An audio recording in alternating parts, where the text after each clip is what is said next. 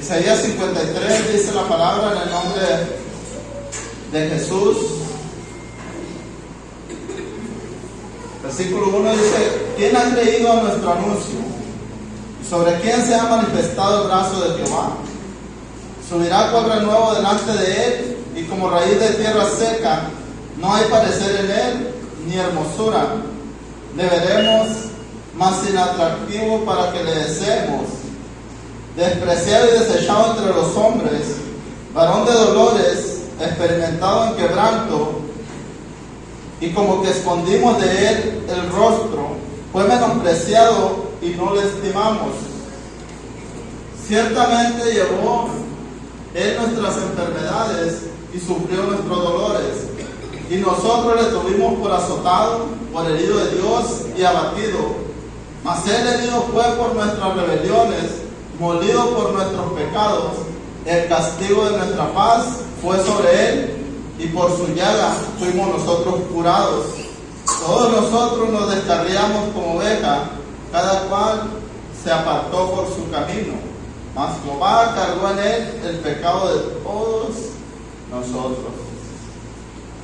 Vamos a orar. Padre, en el nombre de Jesús te damos gracias.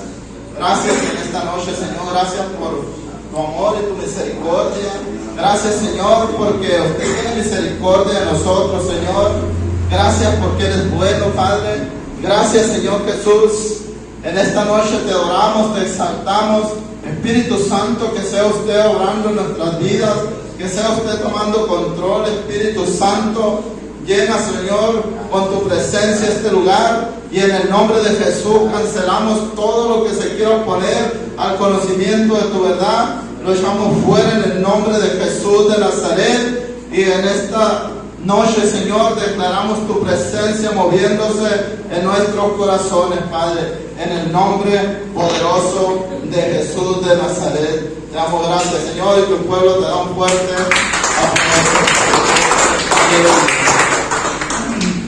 Gloria a Dios. Leímos el capítulo 53 de Isaías. ¿Alguna vez, hermanos, han escudriñado el capítulo 53 de Isaías?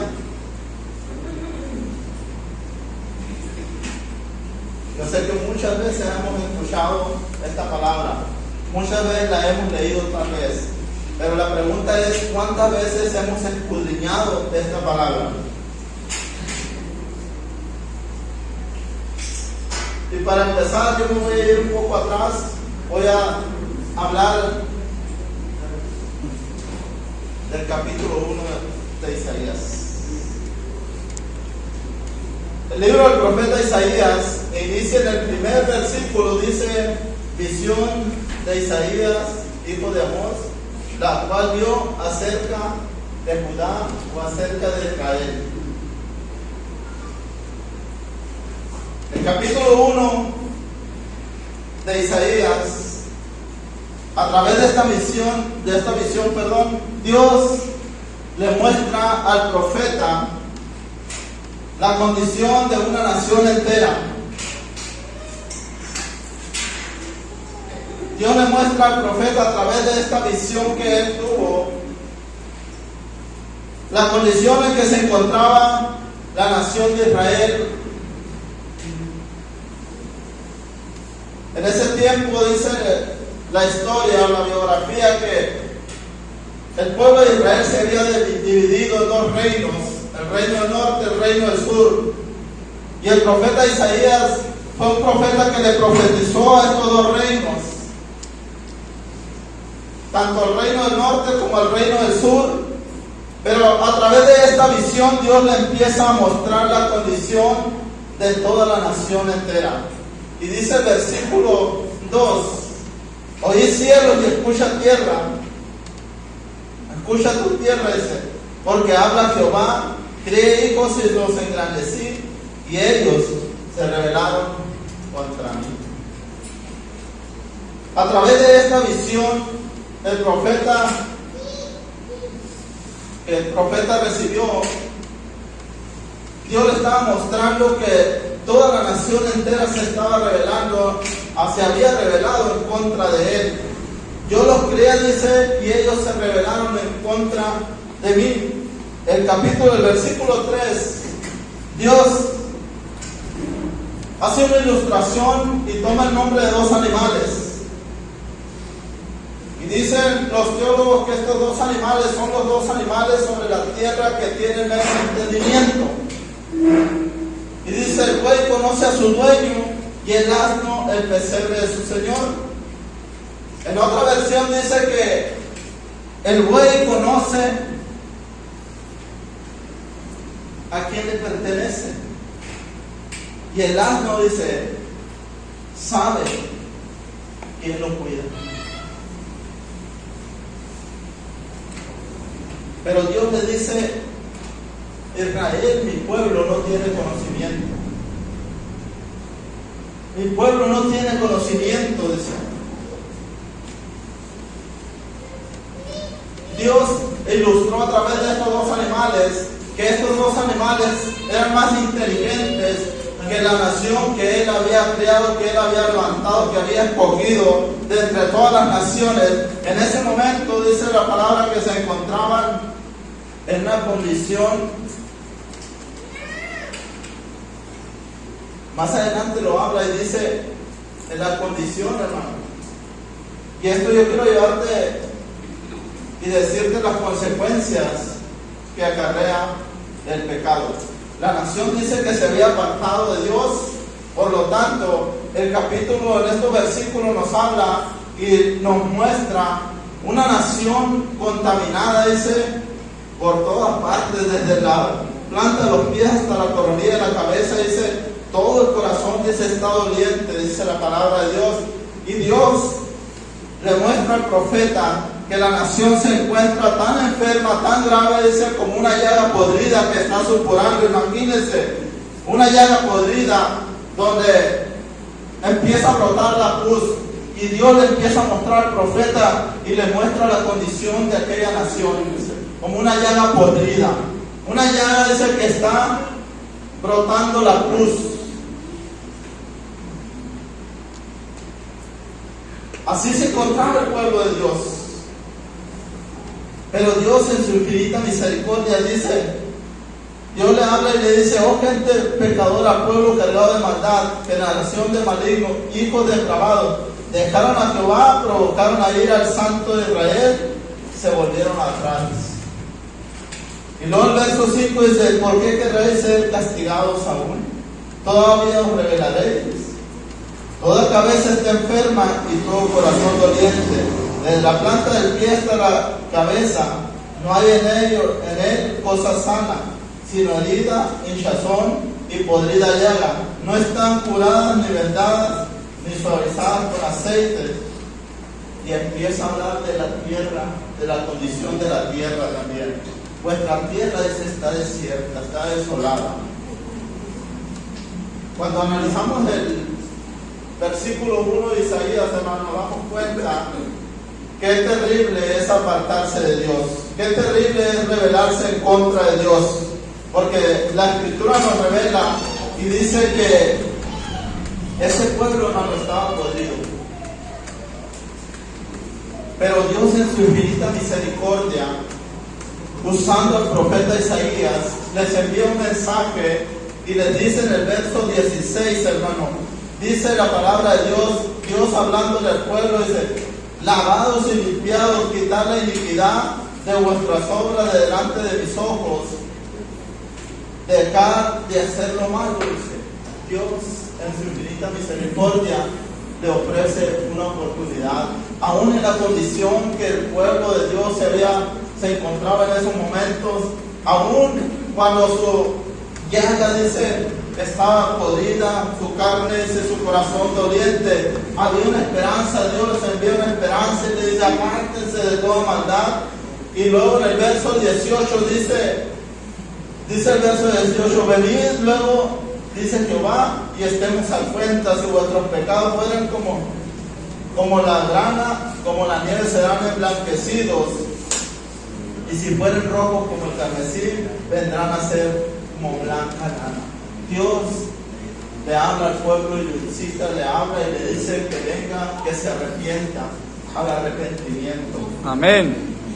Dios en su infinita misericordia le habla y le dice, arrepiéntanse, vengan a mí, dice, porque yo aquí estoy, dice, no los he dejado ir. Amén, amén. Ahora,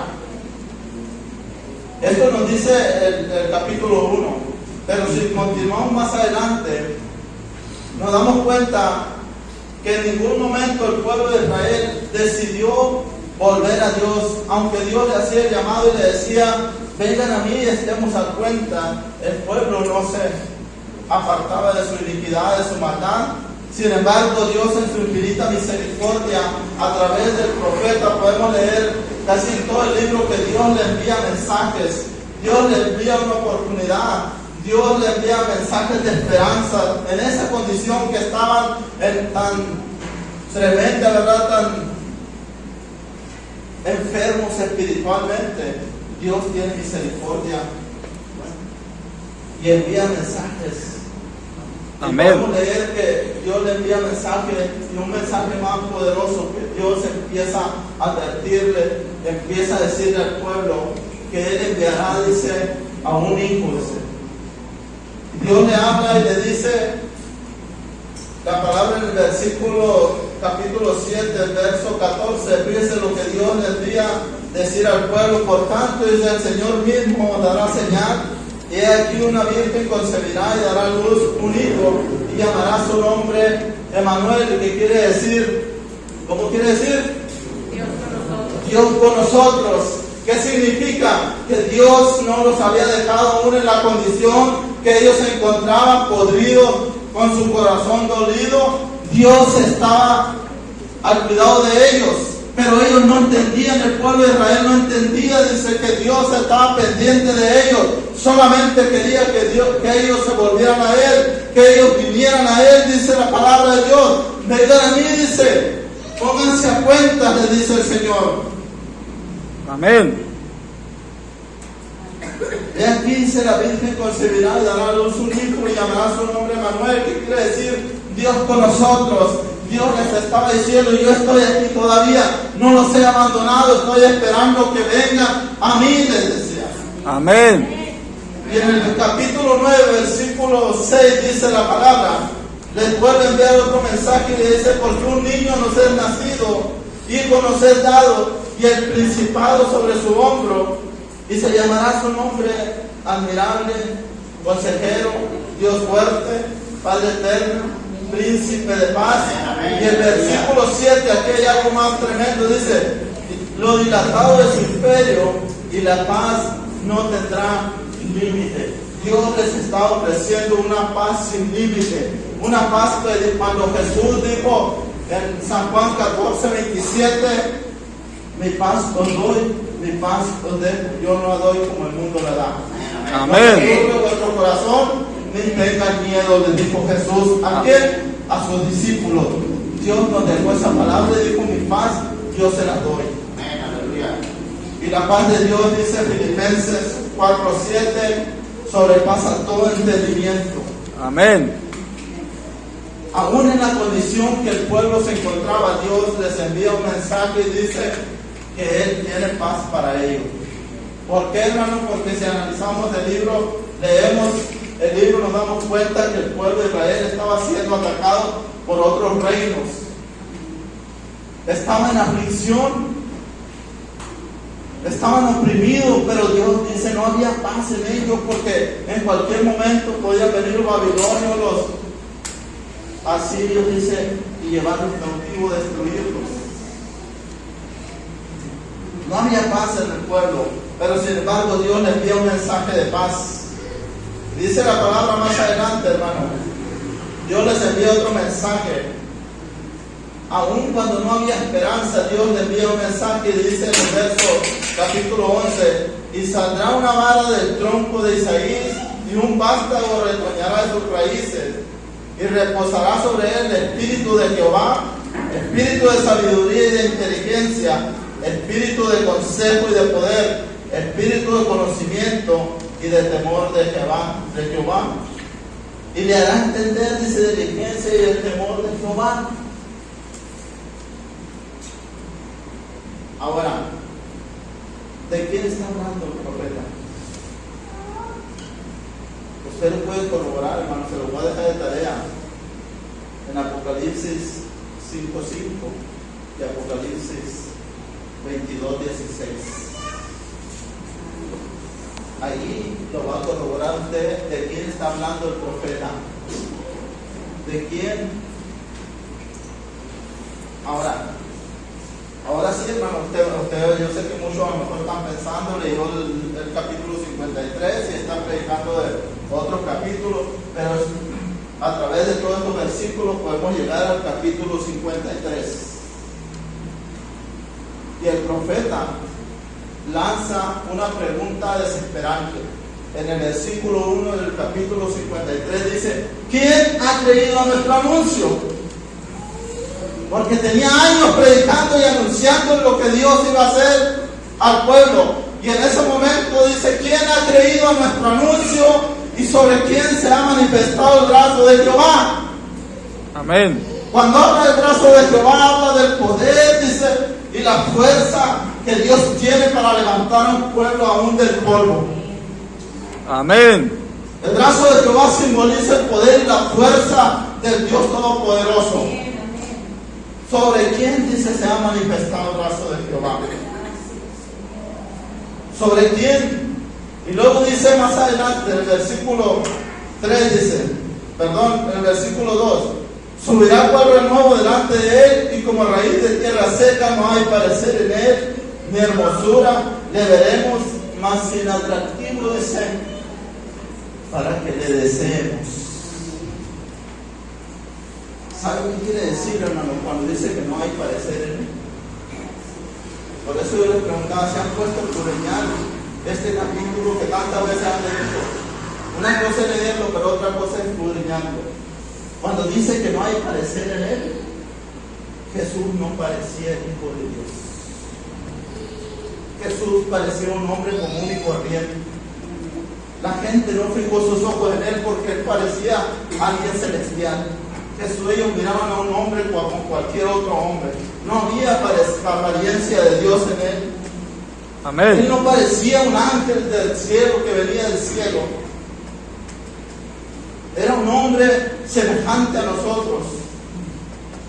Así como usted mira al hermano, así se veía Jesús. Él no tenía apariencia celestial. Por eso dice la palabra que no hay parecer en él. Nadie lo deseó, dice. Imagínense que Jesús hubiera venido con una apariencia celestial. Todo el mundo hubiera corrido a él. Amén. Pero Jesús venía con una apariencia de humildad, una apariencia, ¿verdad?, que iba en contra de todos los principios de aquellos hombres religiosos. No había parecer en él, dice. Él no parecía hijo de Dios. Él no parecía que era un hombre celestial. Pero aquí viene lo más. Versículo 4 dice, versículo 3, despreciado y desechado entre los hombres, varón de dolores, experimentado en quebranto, y como que escondimos de él el rostro, fue menospreciado y no lo estimamos. Fue menospreciado, dice Jesús, porque era un hombre como cualquier otro hombre. No había una apariencia celestial en él. No parecía el Hijo de Dios que estaba en medio del pueblo. Lo rechazaron, lo despreciaron, y aún todavía lo seguimos rechazando, a veces lo seguimos despreciando. Pero miren la condición del pueblo de Dios. Aunque hemos avanzado algunos capítulos, hemos pasado hasta el capítulo 53, podemos darnos cuenta que la condición del pueblo, así como Dios se lo mostró en el capítulo 1, seguía todavía igual. Seguía el pueblo en la misma condición. Dice, había un pueblo o una nación enferma, una nación contaminada por el mal, por el pecado. Todavía seguía en la misma condición. Yo no sé cuántos años pasaron desde que el profeta tuvo la visión, pero aún en el capítulo 53 podemos analizar y podemos darnos cuenta que todavía la nación de Israel seguía en la misma condición. Seguía aquella llaga, dice, supurando pus. Seguía el corazón adolorido, dice, la nación heridos, tal vez por sus enemigos. Pero miren lo hermoso de todo esto. Dice la palabra de Dios que por las llagas de Cristo, dice, fuimos curados. Amén. Aquel dolor, dice, Él llevó nuestras dolencias. Amén. La cruz del Calvario. Y el apóstol Pedro lo confirma, en el capítulo 2, versículo 24, dice que por las llagas de Cristo fuimos curados. Amén. Por las llagas de Jesús, les decía, Jesús ya murió, dice, y fuimos curados por su llaga, dice, Él fue colgado en el madero. ¿Qué significa, hermano? Que Dios pagó el precio. Jesús pagó el precio de la enfermedad del pueblo. ¿Qué tenía que hacer el pueblo? Lo que dice el capítulo 1, versículo 18. ¿Qué tenemos que hacer nosotros? Venir a Jesús. Amén. Venir a Jesús, dice, ponernos a cuenta con Él, dice la palabra de Dios. Amén. Venir a Jesús y ponernos a cuentas con Él. El pastor el otro día nos hablaba en la enseñanza acerca de dos hombres, primero de Pedro, luego de Judas. Cuando Pedro traicionó a Jesús y Judas traicionó a Jesús, ambos lo traicionaron, pero uno fue a Jesús y el otro fue con los hombres. Y el que fue a Jesús, dice, se puso a cuentas con Él. 50 días después dice que Jesús lo levantó y ganó 3 milagros. Y el otro dice que se colgó y sus entrañas se le salieron. Se ahorcó. ¿Qué significa, hermano? Que realmente tenemos que venir a Jesús. Dios le habla al pueblo y le dice, venid a mí, estemos a cuenta. Ponernos a cuenta con Dios. Tal vez ustedes me digan, porque este pasaje, hermano, es muy común usarlo nosotros para la gente afuera. Pero aquí el profeta le está hablando al pueblo de Israel. Amén. Tal vez usted diga, el hermano está evangelizando. No estoy evangelizando, no estoy hablando de que Jesús murió y llevó tu enfermedad en la cruz del Calvario. ¿Cuándo? Hace 2000 años. Amén. Solamente tenemos que venir a Jesús y creer que Él ya pagó el precio que teníamos que pagar. Amén. Solamente tenemos que creerle a Jesús que Él ya nos sanó, que ya no tenemos por qué estar con el corazón oprimido, ya no tenemos por qué estar bajo el yugo del diablo. Solamente ahora Jesús dice, lleven mi yugo sobre vosotros, aprendan de mí. Y el apóstol Pedro dijo, ya han sido sanados. Por la llaga de Jesús han sido sanados. Y nos están dando hasta el día de hoy. Solamente tenemos que creer. Santiago dijo, vayan con los ancianos de la iglesia, pues si estamos enfermos, que oren por él.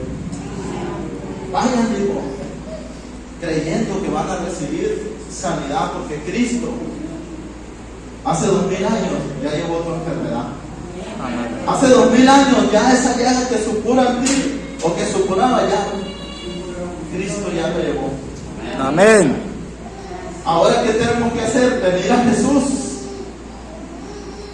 Venir a Jesús y ponernos a cuenta.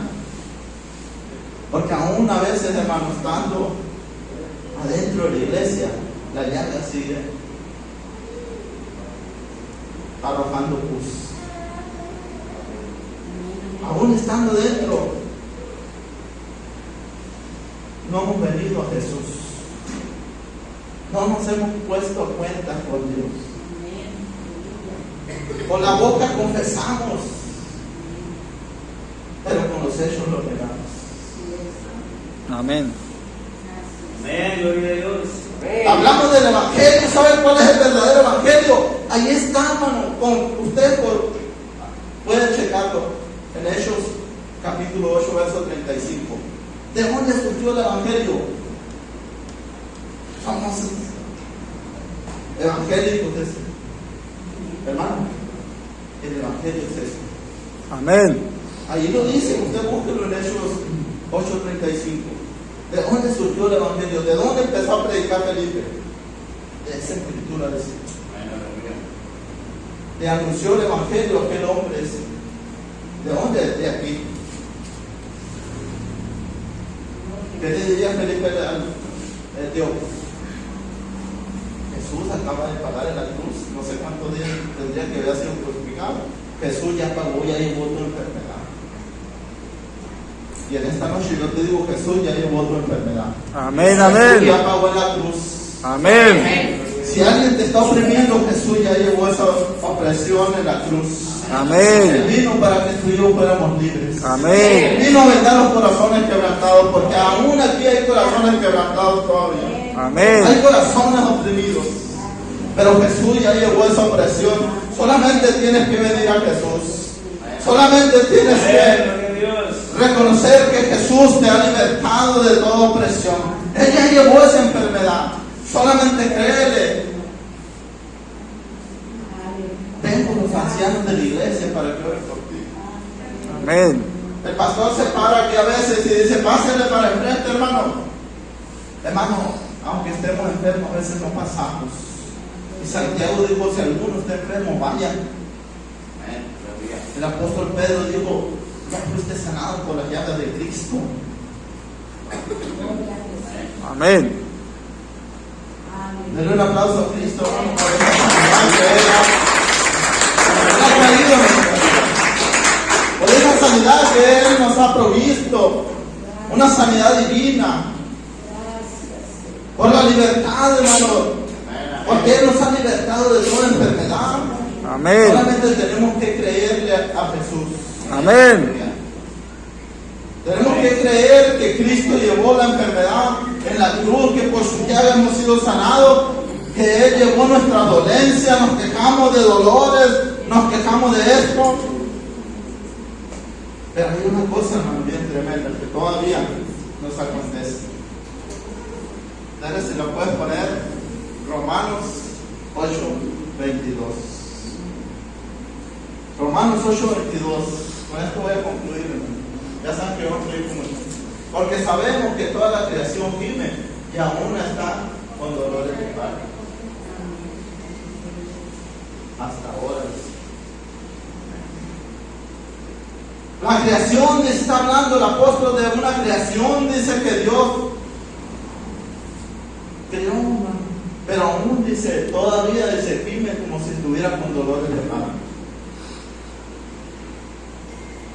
¿Por qué sigue la creación gimiendo como si tuviera dolores de parto? Porque no hemos venido a Jesús. No hemos venido a Jesús. Cuando venimos a Jesús, hermano. En una ocasión yo estuve enfermo. Mi esposa es testigo de esto. Duré enfermo, me empezó un dolorcito por aquí bien leve, y fue creciendo, hasta que me llegó hasta acá. Y iba a los doctores, me hacían estudios y no me daban nada. Ningún doctor me puede dar nada. Eso sí me daban pastillas, me la llevaba bien loco, no tantas pastillas, no me ponen pastillas. Y el dolor iba en aumento. Y no le miento que una bolsa de esas camisetas que le llaman, llena de pastillas. Y me hacían estudios y no parecía nada. Y de repente ya no podía hablar, no de tanta droga, de tanta pastilla. Se me trababa la lengua y quería hablar y no podía. De repente como que me desmayaba del dolor. Un dolor desde aquí hasta acá.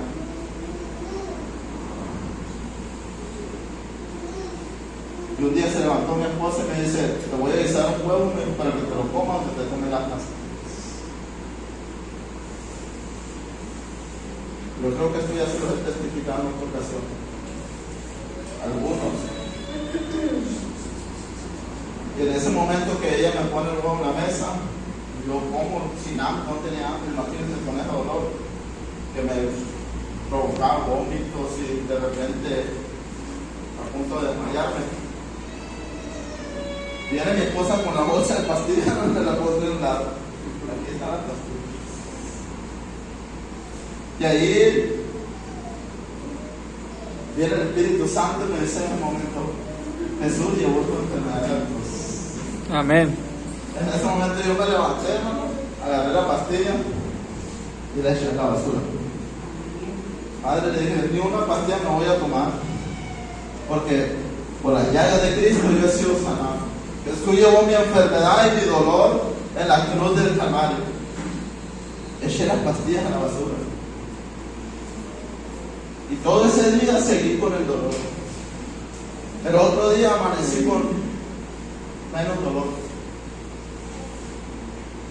Al tercer día, hermano, yo nomás sentía como estumía la cabeza.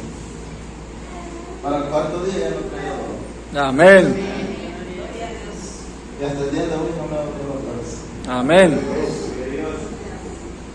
Pero mi esposa es testigo de eso, hermano, que yo agarré y tiré todas las pastillas. ¿Por qué te cuento esto, hermano? Porque a veces tenemos que creer que Dios llevó la enfermedad en la cruz de Calvario. Amén. Que por su llaga hemos sido sanados. Y no te estoy diciendo que no vayas al médico, pero primero es con Jesús. Amén. Yo primero fui a los médicos y al último fui con Jesús. ¿Qué tremendo, no? ¿No les ha pasado? Bueno, más a mí me pasó. Amén. Amén. Hermano, consulté como 10 médicos y al último de Jesús. Y el que me sanó fue Jesús. Amén. Aleluya, sangre de Cristo, aleluya, gloria a Dios. Si estás enfermo, ahora arrebata tu sanidad porque Cristo ya la llevó en la cruz del Calvario. Amén. Cristo llevó tu enfermedad, tu aflicción en la cruz. Amén. Así que, hermano, hay un aplauso fuerte a Cristo.